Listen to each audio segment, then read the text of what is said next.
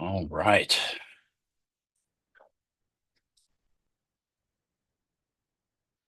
Happy Saturday. Good to see you all. Glad you're here. Today we are going to talk about Buddha nature.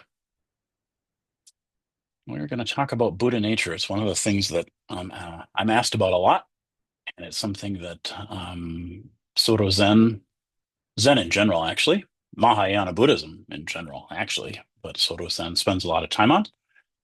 And so I get asked about this. I get asked about this, and it would be a good way to um, work with it, I think, if I talk about Buddha nature over the next however many of these talks. I'll just take it little bit by little bit um, through some poems. Through some poems. So I'll share with you four poems over the course of these, maybe four talks, maybe four poems, four talks is the way to do it. We'll see. As just a way of talking about Buddha nature, because Buddha nature is not only central to Mahayana, we see it as being central to Buddhism, the central message actually of Buddhism. But certainly it's a quality. It's a thing that Mahayana Buddhism talks a lot about, and it's something that we have a different relationship with in Zen. We could argue than some of the other expressions of Buddhism because so much of our emphasis is placed on the active self-reflective process, right? The meditation process, the Zazen practice is so central to Zen's kind of uniqueness as an awakening path, right? And what that practice relies upon and has a central relationship with, even as an expression of, is the idea that we all intrinsically have awakening nature, the potential to wake up, Buddha nature.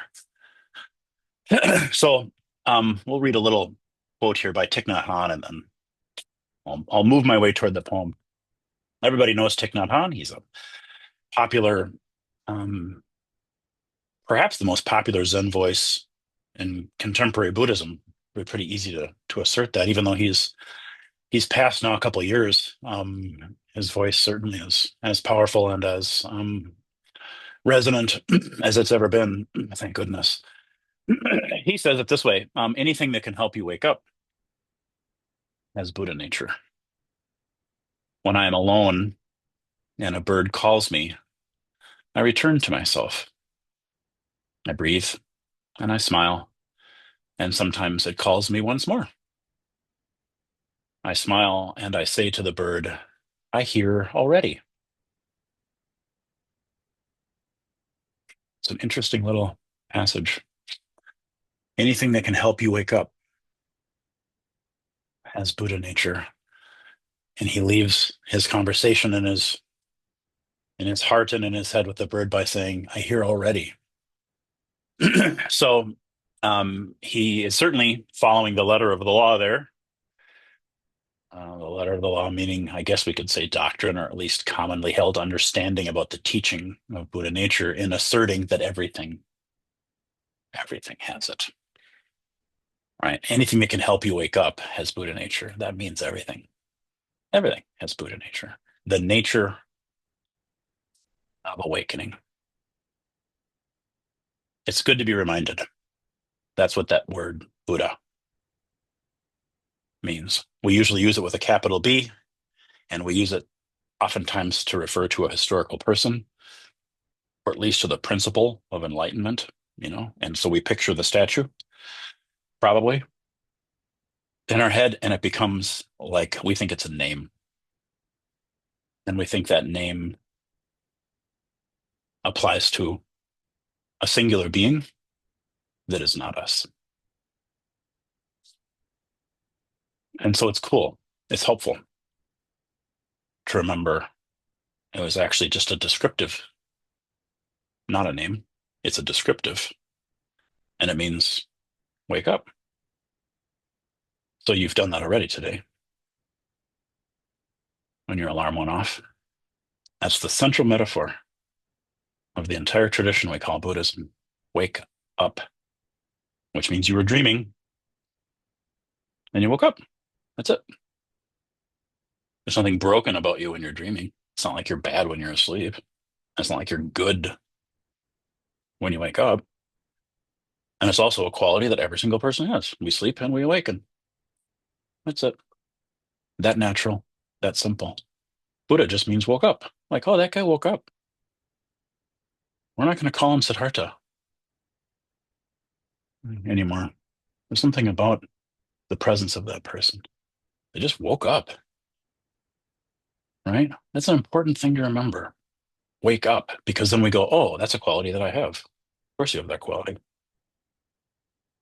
course you do, you know? And as meditators, people who actually spend time, right, in Zazen, we know exactly the type of waking up that this tradition has centered itself on, because all of us have the experience of wandering while we're sitting. We're biologically awake, physiologically awake, right? Eyes open, half down, facing the wall, doing our mudra, doing our legs crossed, however it is we do, sitting in our chairs, doing our Zazen, off to the races, problem solving, revisiting, planning, daydreaming, whatever.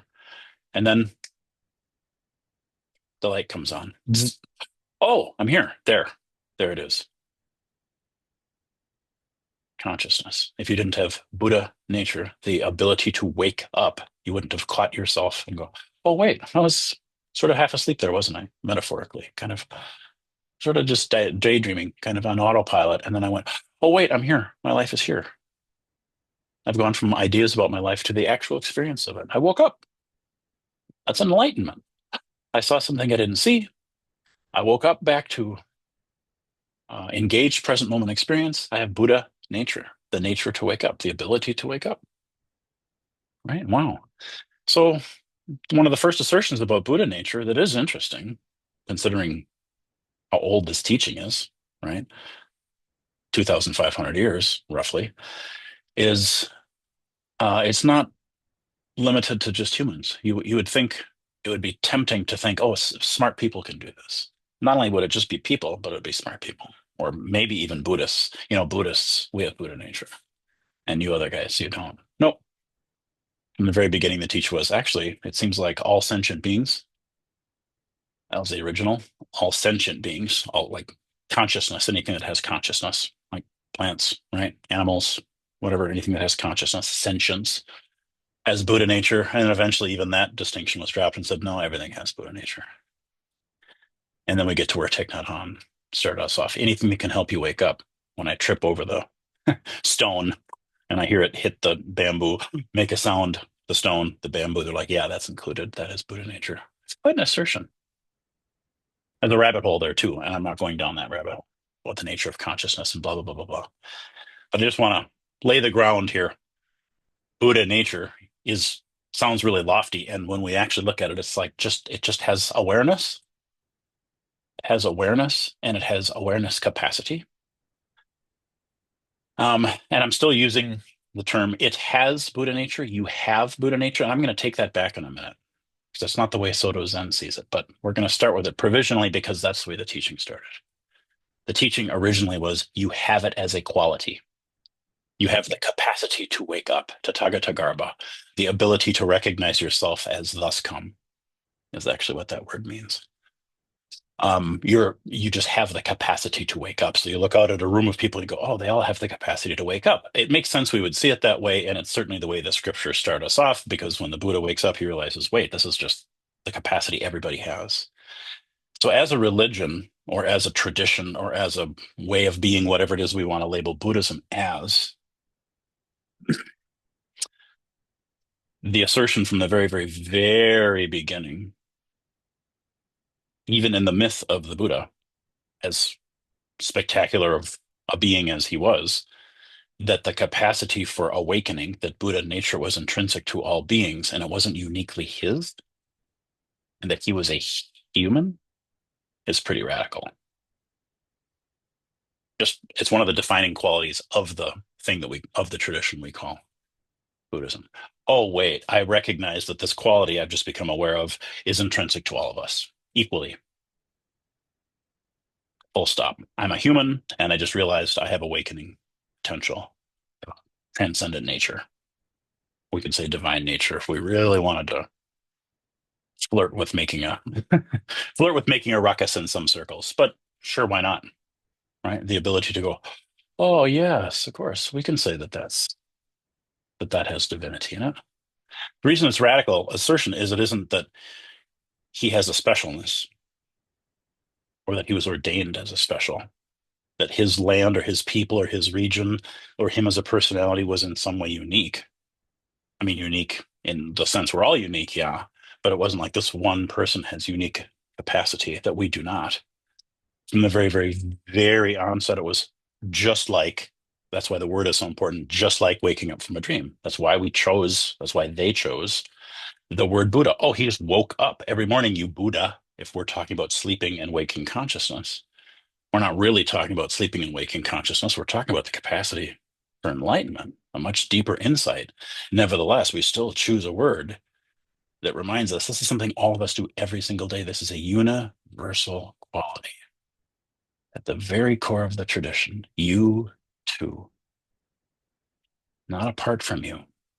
And the human part is really, really important there. Whether we believe in divine intervention and whether we have a Buddhist cosmology or a Christian cosmology or Hindu cosmology or whatever is actually irrelevant at this point of the conversation because the assertion from the very, very, very beginning, certainly in our tradition, is yeah, you too, of course you too.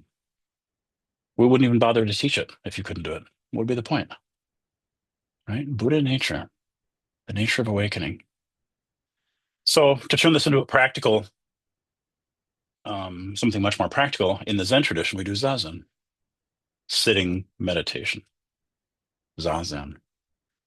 As cultivation, we can say we cultivate our ability to wake up there. Sure, that's fine. That's provisionally okay. It's also been talked about mostly by Dogen as that's actually just an expression of what already is. That's a little closer, probably. I can see the parts of me that resonate with both those ways of seeing Zazen. Zazen helps me to get better at waking up. Okay, cool. Yep, I can assert that. Zazen is an expression of the intrinsic awakening that I already am. Ooh, that's a little juicier. That's also true, right? I hope we're on the same page though so far. We're talking about something we're all able to do and something that as you watch yourself today during the course of your experience, you'll notice like, oh, I wandered and I came back. I woke up. Oh, I wandered and I came back. Oh, I woke up. I just remembered I have feet. I just remembered my breath was there. I just let go of the daydream and I came back to something in my immediate experience. Buddha nature. Yeah, exactly. Cool. Um, in Soto Zen, we take a lot of we have a refining teacher, and we take a lot of our rituals and a lot of our understandings and a lot of our cosmology and a lot of practice points, I guess is a way of saying it. Practice points from a 13th century Japanese teacher, Eihei Dogen. A lot of you know that name. He's huge in Soto Zen. He's huge beyond the confines of Soto Zen now, as his stuff has been translated the past 100 odd years or so. And there's a lot of folks in other faith traditions that are reading Dogen, kind of like the way Meister Eckhart or Saint Julian or Rumi or somebody like that. They kind of overflow the banks of their own tradition and start being read in a wider sense by people who are religious scholars or spiritual seekers. And his stuff is amazing. He's famously difficult to read, but oh, brilliant, brilliant, brilliant person. Brilliant insight. And I'm going to bring him in here, and then we're going to talk about one of the poems, and then I'll be done. Um, I'm not much of a historian of Buddhist scripture, but my understanding is, and if somebody knows better, you can certainly let me know. But there's a feeling here I'm trying to get to, and it'll be fine. Up until Dogen, um, people having Buddha nature as a quality was kind of the way the scriptures talked about Tathagata Garbha, Buddha nature, something that you have, your ability, your capacity to wake up. Cool. Makes sense to all of us. You can do it too. Cool. When we get to Dogen, he tweaks it just a little bit. And there's something so brilliant about the way he does this little tweaking and the way I'm going to continue to talk about it. relies on his little tweak. So I've got to pull him in here. Dogen said, we don't have Buddha nature. We are Buddha nature. So you can see what he's doing there. There's a little tiny tweak. It isn't a capacity that you have. It's something that you are. Brilliant. Brilliant, brilliant, brilliant. Early stages of practice, for most of us, that distinction actually doesn't matter that much, and that's cool. And later stages of practice, that as our understanding kind of deepens, and as practice deepens, and as practice deepens, and as we mature on this, we start to realize the significance of what he did there. Somebody's going to offer it to you. It doesn't really matter what our relationship is with this. It actually doesn't matter what our relationship is with this. He just tweaked the language to help us see something, but it doesn't actually matter if we see it because we are, right? Even if we didn't have the word human, you'd still be one. Buddha isn't something that you have or can move toward, or it's part of you. Can you feel like now all of a sudden I'm describing it as if it's a function or a skill set? He took that word and changed it into no, it's an identity. Buddha nature isn't something that you have. Like you have a right hand and a left hand, and you have the ability to speak English, and you have the ability to hop on one foot. No, it's what you are. That's actually your identity. That's actually your identity. So I would assert, at least the feeling that I get when I see him make that little adjustment, I just, is the same feeling I get when I hear Teilhard de Chardin say, you're not a human being having a spiritual experience. You're a spiritual being having a human experience. It feels to me like the very same thing or very closely related. Let's just switch the identity piece so that you realize that is what you are. It isn't separate from you. So you get this subtle identity shift, right? Into enlightenment being something you're not, but you're looking for and you're trying to attain to being, it's actually your nature. It's something you always have been and always will be. And then you start investigating your experience of being a human in a very different way. And because Buddhism from the very beginning is fascinated with the project of human suffering and very interested in the project of human suffering and wants to know how it's created and where it goes and where it comes from and its nature and all this kind of stuff, it's trusting all of our intrinsic capacity to be the person, to be the being who investigates that human experience, right? Your consciousness. You get to like pay attention. I can close my eyes and go left foot. Oh, there you are. Right foot. Oh, there you are. I must not be left foot and right foot, but I must be the consciousness that animates them. I must have consciousness nature. I must have Buddha nature. And more than, see, in my head, Buddha and consciousness are equivalencies. And I know for all of us, we don't use the words that way, but consciousness is a fuzzier word that's used in a lot of different ways. This is more than just the description of alive versus not alive, right? The rock doesn't have Buddha nature and the tree does, right? The rock isn't alive, the tree is. It goes there, but that's actually not the point. The point actually is to talk about a quality of consciousness, right? Buddha nature and Prajnaparamita are not quite, they're not identical. There's a Venn diagram where they overlap, but they're not identical. This isn't just consciousness itself. This is a particular quality of consciousness that has that evolving, connecting, expanding, enlightening nature. It's hard not to use the word evolutionary because as we look at life on this planet, we know it goes from quite simple. It's already animated. It's already conscious. Wow, we've got a single-celled organism to the bipeds, us, right? Getting jobs, going to the moon, going to the Taylor Swift concert. Holy cow. Incredibly sophisticated beings. Evolution, going from simple to much more complex, going from shallow insight to much more complex insight, and going from just reactive instinct systems to self-awareness. Oh, my Lord, Buddha nature. Can you see it? Buddha nature. So here's our first poem, and we're going to end shortly after this. First poem was offered to me by my teacher, Tim Burkett, who's still teaching, still alive and kicking, doing wonderfully well, and still teaching at Minnesota Zen Meditation Center. And he offered me a poem about 10 years ago, I think a little over 10 years ago, when I was about to head off to Africa for the first time on pilgrimage. And I expected it was going to be a difficult, a challenging experience. Turns out it was. And so he offered me a poem um, to take with me,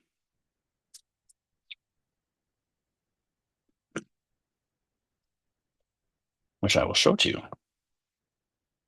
It's kind of cool. I just have a visual aid, and I normally don't have a visual aid. Can you see it there? Pretty cool. Give me a poem. You can read it. Winter darkness, no trace of moon. Buddha nature shines forth. Pretty simple. Pretty simple. Winter darkness, no trace of moon. Buddha nature shines forth. I sat with that, um, and I continue to sit with that short poem as a bit of a koan.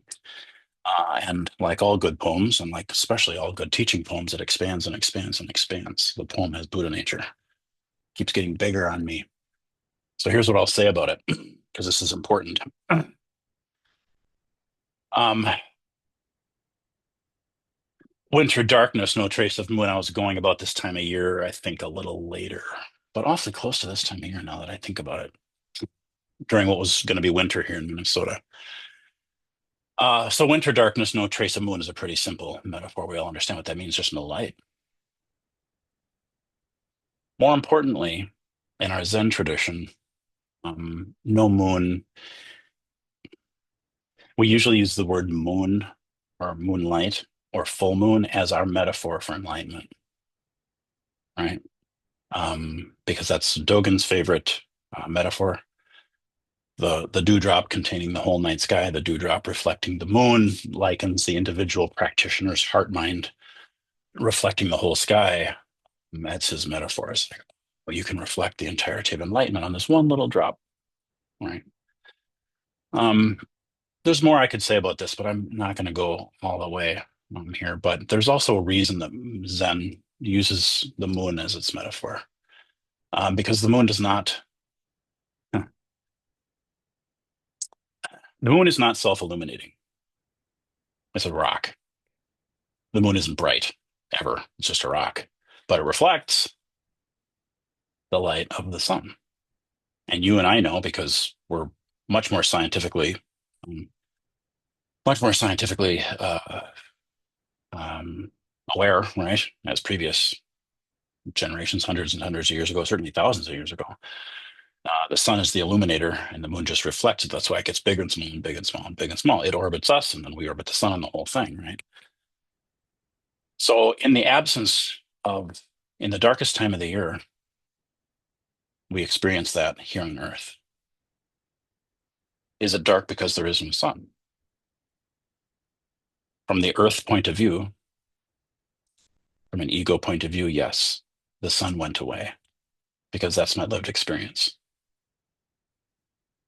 What I also have come to learn, Homo sapiens, is that's not true. Sun isn't absent at all. It's absolutely not absent. I'm just on a planet that's angled away from it right now. Same with moon, and same with what I call sunrise and sunset. We still use these archaic words, even though we've long ago, right, figured out 800 years ago, we figured out, wait, we go around the sun. The sun doesn't go around us. What the hell? We still use those old words. We still use 1,000-year-old language to describe sunrise. It doesn't rise. Of course it doesn't rise. We spin, Earth spin, right? Isn't that funny? Because from an ego point of view, from a human point of view, from a just my senses point of view, the world is flat because I can't see the horizon. It seems mostly flat to me. And the sun comes up and then the sun goes down. From my point of view, Homo sapiens, that makes sense. I get that. Right? We have evolved to the point where we realize, oh, no, no, it's way, way, way bigger and way different than that. Our evolutionary nature has helped us understand this. Winter darkness doesn't mean absence of light. It doesn't. The sun is right there. No trace of moon doesn't mean the absence of light. Just because I can't see it in the sky doesn't mean it's not there. But when he says Buddha nature or shines forth, his last line, Buddha nature shines forth. He's reminding me in the middle of the winter when there's no trace of moon. We all know what this is. He's describing an experiential state. He's describing an emotional state. When things get hard, Buddha nature shines forth. Obviously, it shines forth all of the time. He's reminding us the intrinsic nature is omnipresent, always present, never absent. Right? When I have a daydream on the cushion and I go, oh, wait, I'm back. My awakening nature didn't just show up. My awakening nature was always there. Always, always. I just came back to it. I was in the winter, and then I was in the spring. I was in the sun, or I was in the moon, and then I just realized, oh, yes, yes, of course, this is my sun nature. So even in the middle of the night, you know the sun is there. The sun doesn't set. The sun doesn't stop. The sun doesn't get dark. The sun has no shadow, right? So there's something primal in some of these images for us. And I'm using that to end because what I want us to remember is when you were born, you weren't a tool user. You didn't understand how to use tools yet because you didn't know how to use tools yet for 1,000 different reasons. You didn't have the motor skills and you didn't understand what they were and you didn't understand self and you didn't understand other and you didn't understand mom or temperature or colors or light, but you had tool user nature. Of course you had tool user nature. Okay, yeah, human beings are tool users. Yep. That little one who just came out screaming, tool user nature. Do they know it yet? No, doesn't matter. It's right there. Right there, fully developed. Will their ability in this vehicle to refine that tool user nature, will that change? Uh-huh. They'll get better with, manual dexterity. They'll get better at motor skills. They'll get better at better at better at better. And before you know it, they're going to figure out all sorts of stuff. They'll be scrolling Instagram before you know it. But that's the vehicle. The vehicle. The part that sits Zazen. I get better at doing it. My legs get more flexible. My attention span lengthened. Wow. Yeah, true. Absolutely. Uh-huh. The Buddha nature's before that. Your tool user nature was before that. Right? So even in the dark, Buddha nature shines forth. A beautiful reminder to me. It was of huge help to me. It was of huge help to me when I was in that, on that continent, doing the stuff that I was doing on that pilgrimage. Really, really helpful for me. A wonderful reminder, and I'm grateful to my teacher for offering that to me. So that's as much as I want to say today. It's been a half an hour. That's plenty of a talk on Buddha nature, just enough to get us started. I encourage you to look for this, even knowing you are it. I know identification is the last step. At the beginning, we imagine it as something we have. That's fine. It's a good provisional understanding. So I encourage you to look for it. Notice the moments today that you wake up and go, oh, right, this is that thing that I am. This is this thing that I have. I don't care how you talk about it. My ability to go, right, there it is. Right, there it is. Right, there it is. Consciousness, luminous, just waiting. It's already reflecting the world. Just you catch it, you notice it, you become it for that moment. Just like Zazen, right? Take it off the cushion.